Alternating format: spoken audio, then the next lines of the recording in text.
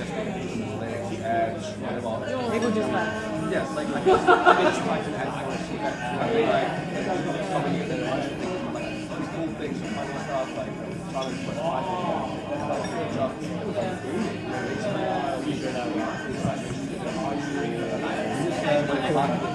it's so putting yourself out there, isn't it? Have I haven't done that?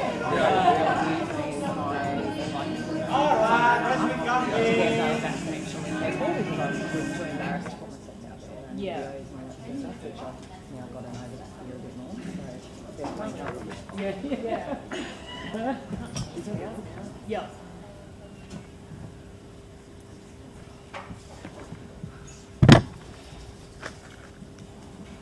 How was your lunch? Right. Good? Did you eat light and healthy and yeah? Or not really? Something like that. Something like that.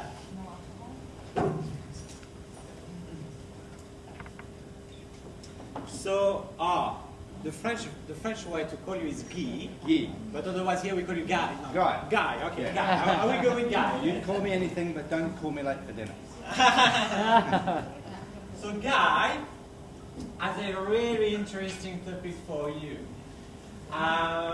Raise your hand if you're maybe concerned or aware of how we need to protect our Earth. You know, that planet where we are living in. Yes, good. And you see, the thing is sometimes there are people that really want to make a change, they really want to improve the environment, but sometimes they might come across in a way that is too brutal. Oh, you have to do that, or you have to do that way, and if you're not following me, you know, and it might not land the best way.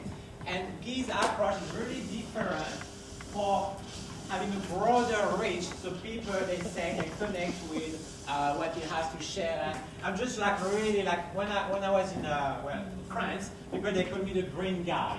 So something a little bit different, but it was like the green guy. But I was like, you know, if I see someone sending a piece of cigarette on the snow when it was snowing, that he didn't have a good time after me. Yeah, so anyway, everyone, if you can just give a round of applause for Guy, please. Okay, we're going to watch out for that blue screen, the blue screen of death. Okay, thank you very much everyone for allowing me here. I just want to share a quick story.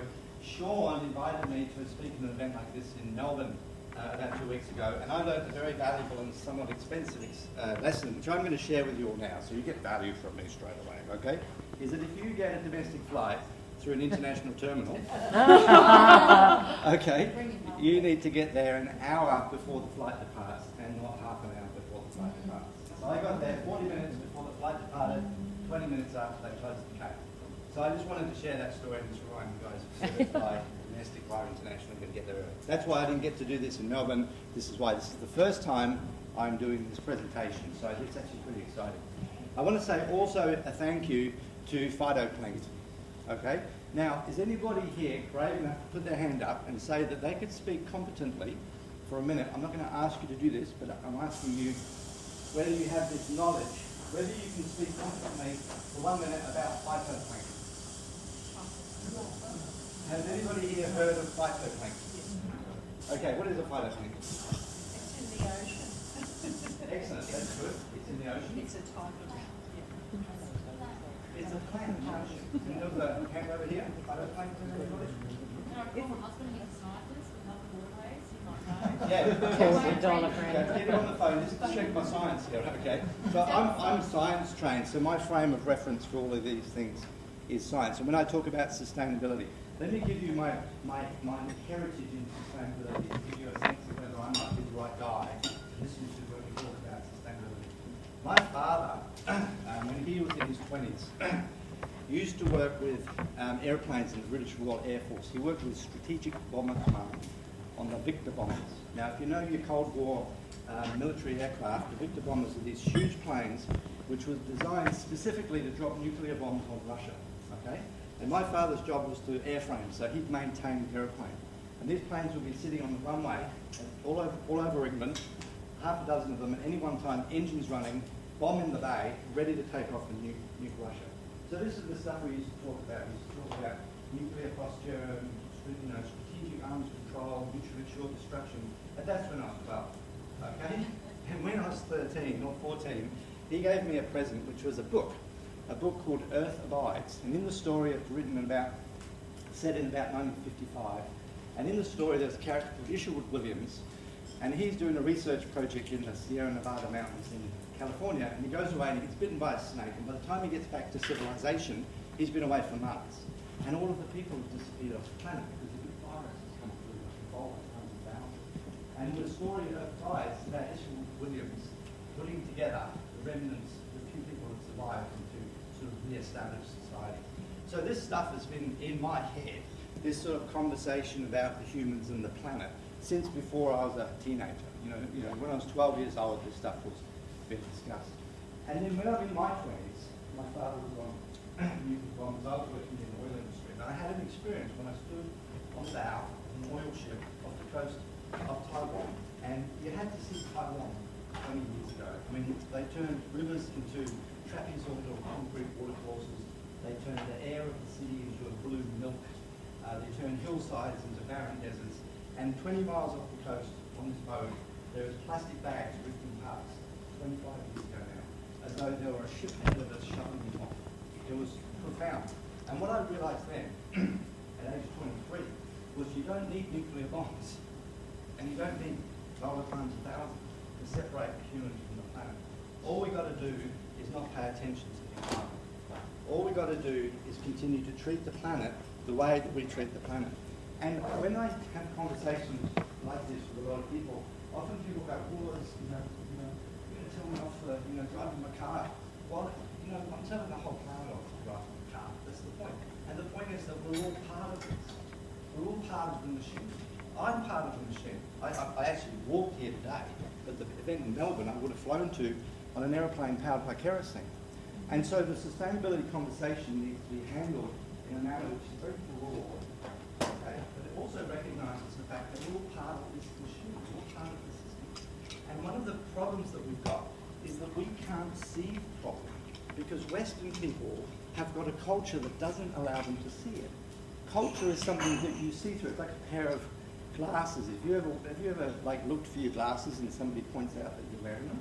Because you can't see your culture. And so somebody needs to step back and take an objective look at Western culture and say what we need to do with Western culture is this bit here, we need to tweak that around there. This bit here is just plain silly, get rid of that. That bit there needs to be tweaked, and that's what Earth culture is. It's like a plug-in, okay, to Western culture. I want to go back to the phytoplankton story, okay? So in the mornings, I always like to say, thanks plankton, thanks plankton. Okay, so these little creatures, okay, there's millions of types of plankton, okay? And these are little creatures that drift around in the ocean. And the root name plankton comes from the Greek word planktos, to wander. They can't swim against the current, they just drift around the place. And there's two broad types. There's the zooplankton, which are the animal plankton, and then there's the phytoplankton, which is the plant plankton. So let me tell you something about the phytoplankton. This is a picture of the phytoplankton here. There's so many thousands of different types. But because they're little plants, what they do is they produce oxygen, okay? And the phytoplankton produce more than half of the oxygen that we all breathe, okay? So I want to do a little experiment now, okay? This is called the plankton experiment. I invented this in the 20-minute walk up from here, so if it fails terribly, you'll forgive me, I hope. But what I want you to do, at the count of 5, I want you all to hold your breath until I tell you to inhale again, okay? So now, if you pass out, just lean the person on your side, okay? If you feel any intense pain, you can take a breath and make it quick. Okay, so on the count of 5, what I'm going to do is ask you to hold your breath and hold that breath until I tell you to breathe in again. Okay, so on the count of 5, 1, 2, 3, I'm watching you, 4, 5, hold your breath, okay? Hold your breath while you think about the plankton producing half of the oxygen in the atmosphere, and I want you to continue to hold your breath for the next 12 hours. Okay? Hold on, I heard a snigger over here. Somebody passed out. Okay, you can let it go. My point being, you can breathe in there. My point being that we need to understand how the system that we live in works. And one of the parts of the system is the phytoplankton. And the phytoplankton produce half the oxygen. And if there were no phytoplankton, then you would have to hold your breath for 12 hours a day. Okay? skip every second breath. There'll be half as much oxygen. And so we live in a big and complex living organism that is attached to a rock, okay? We keep talking about, when we talk about save the planet, we're not talking about saving the rock. The rock is pretty tough, like rigid. It's the living skin on the surface. And the living skin on the surface provides all of these benefits to us that we don't pay for, okay? Put your hand up if you have ever received in the mail an invoice from the phytoplankton for the provision of oxygen. Have you ever had an invoice from the phytoplankton? No? You sure? No. Anybody here ever had a bill from nature for the provision of ecosystem services? Okay, Cyril, I think we've got a business opportunity here. I'm going to register Phytoplankton Incorporate, and I'm going to send an invoice to everybody on the planet, $1 a day for the oxygen provision. Okay, let me tell you a couple more things about phytoplankton, and there is a reason for me being phytoplankton obsessed.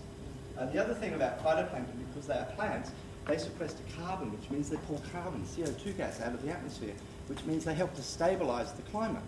Okay, and we've now got 7.4 thousand million people on the planet, and we have grown into this simple civilization, which is only about 12,000 years old. It goes back 12,000 years at the retreat of the last ice age. And the reason we have been so successful in populating this planet is because the climate has been extremely stable. And part of the reason it's been so stable is because of the phytoplankton. What they do is they pull the excess carbon out of the air, and it sinks down to the seabed where it's not going to hit the planet. The other thing that the phytoplankton do, and this is really exciting, do you like calamari? No, you don't like it. The only person in the whole country who doesn't like calamari. Okay, anybody here like calamari? Okay, you like calamari. Nathan likes calamari. What is a calamari? It's a squid. It's a squid. And what does a squid eat? Little oh, fish. Yes. Sustainability lady. So what does the fish eat? No. No. Sorry, Little premature. Little fish. Okay, right. And what does the little fish eat? Littler fish? You should go back to the Phytoplankton. No. Zooplankton.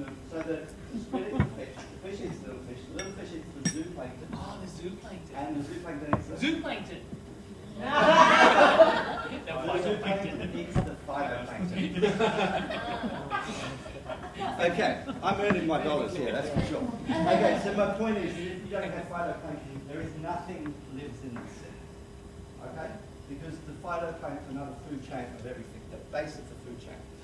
I want one more thing to tell you about phytoplankton, is that phytoplankton, if you ever go down the beach and you smell that seaweed smell, that's called dimethyl sulfide, and that's produced by the phytoplankton. What dimethyl sulfide does is the molecule of gas.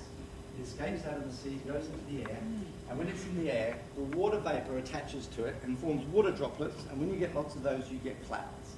The phytoplankton make the clouds. Now, why am I telling you this plankton story? Because we've lost 40% of phytoplankton in the last 50 years. The marine scientists have been following these things for decades, and they say that 40% of the phytoplankton are now gone off this planet because the water is too hot. And the water is too hot because there's too much CO2 in the atmosphere. Okay? And now they say, oh, you know, the skeptics, they go, oh, the CO2 is plant food. Yeah, it is plant food. That's what the plants eat. But if you ever see somebody on The Biggest Loser hacking into a mountain of hamburgers, you'll know that too much of a good thing is actually not particularly helpful. And what CO2 also does in the atmosphere is it traps heat, and most of that heat has ended up in the ocean. And the oceans are dying. And that is not some scare tactic, that is not some conspiracy theory. That's what the world-leading scientific institutions are telling us. The entire living skin of this planet is dying. And we Western culture people are a big part of that because we've got the largest ecological footprint, we consume the most stuff, we buy the most toys, and we invented it, let's face it. It was Western people that invented the coal-fired power station. So we've got a responsibility in this. And I think there is an opportunity, it's a massive opportunity, that rather than us being the victims of this situation that we've sort of brought upon ourselves, we can actually be the ones that save the planet and lead the way. And there is huge movement around the world in development of these sustainable technologies and electric vehicles. We've got to replace every coal-fired power station on the planet, my friends. We've got to replace every single internal combustion engine on the planet, my friends. And we have to do this in a very, very compacted space of time. And all of the big, powerful people that run the big corporations, They are holding out as long as they can. One of my business associates works at a very high level with these guys, and he's sharing this story the other day about this big mining company's plans for sustainability. And I'm like, what the hell? You know? Which planet are they trying to sustain? Mars, you know? Okay, so what I'm saying to you is that there is a movement that's already started. The technologies are being developed. We've got to replace 300 million tonnes a year of unsustainable petroleum-based plastics with something else. And so there's this vast economic opportunity which is sitting right there. But what's holding it back is that the Western culture doesn't see it. You go outside, you don't go, well, hang on a minute, 410 parts per million CO2 in the atmosphere. There's an opportunity for some renewable energy technology. That's what an Earth person would say. A Western person will go, oh, hey, that's a nice Mercedes. Oh, it's a labradoodle. Okay, we don't see it. It's invisible to us. And what Earth culture seeks to do is to help people see this vast opportunity for shifting. And if we don't shift, we're going to go the way of the planet. And if we do shift, we end up with things like cities where you don't have to worry about getting cancer. Okay? I'm not saying that this is a cure for cancer, what I'm going to say now, but consider this, that the most toxic chemical known to mankind was found by the Japanese in the year 2003, I think, is called 3-nitrobenzyl. This is chemical science. And this thing is so toxic, it's 20% more toxic than whatever the previous one was, I think it was 5% or something. This stuff is produced in diesel engines, okay? So we can pull the diesel out of the cities, we can pull the petrol out of the cities, we can stop using the coal and the gas, and we can go to all the renewables and the machines that generate electricity from the waves and the machines that generate the electricity from the wind. These wind turbines now, we've got these amazing green jobs, they call them, jobs in the sustainability industry, where these guys are technicians and they chopper them into wind turbines and they winch them down onto the top of this monstrous wind turbine. And there's jobs for scuba divers that are maintaining the machines that generate the electricity from the ocean. And this extraordinary opportunity, it's multi-billion dollar opportunity sitting there, but it's jammed up because the Western people haven't got on board yet, because we've got these filters that we can't see to stop it. And that's what Earth culture is about. It's about trying to help people see these things so that then they can find their path into this sustainable future and be a part of this grand transition. And let me say this one thing, if you've got an interest in business, when this transition happens, and at the moment, if you imagine the bell curve and the diffusion of innovation curve, then this sustainable stuff is stuck over on the left-hand side. It's the innovators and the early adopters are playing with it, okay? So when the early majority comes on board, and it's starting to happen right now, okay, there will not be billions, my friends. There will not be billions. There will not be billions. There will be trillions of dollars of commerce in exchange of goods and services as we reinvent the entire planet as we need to. Otherwise, we go the way of the planet. If you want to learn more about this stuff, then I'm a font of knowledge. I trade under a number of different brands. I do consulting work.